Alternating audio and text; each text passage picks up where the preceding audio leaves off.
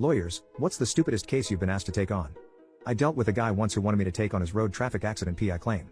He had written a poem, in Yoruba, about the accident. He refused to tell me anything about his case until he reads the whole poem to me, in Yoruba. Among other problems about this, I can't speak any effing Yoruba. As in, not one word. As in, that day was the first time I had ever heard of the Yoruba language. I'm not even from a part of the world where I might readily be mistaken for someone who speaks Yoruba. It's a West African language, and I am really obviously not from a West African background. I am literally a pasty white dude from the UK, how could I know Yoruba?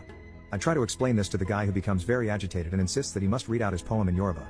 After a lot of back and forth, and him yelling at me in Yoruba, I give in and tell him to get on with it so we can talk about his claim. He does exactly that. The poem was 20 minutes long, and he read it all, emphasizing some sentences and looking at me while doing it, as if I can understand what the F this idiot is saying. After he's done, he finishes speaking and sits back with a big smile and says that he's certain I'll take his case now. I sit there dumbfounded. Anyways, I begin to ask him some questions about his case, but he refuses to answer. He says that this poem in Yoruba is everything I need to know about his case. I ask him if he is stupid point blank, to which he gets infuriated and starts telling me that I am the idiot for not understanding the poem and not being good at my job. Basically, I tell him to F off and stop wasting my time. He does, but not before standing around outside my office for an hour or so, reading out his poem, to no one in particular but himself, over and over again. He reads it out in Yoruba.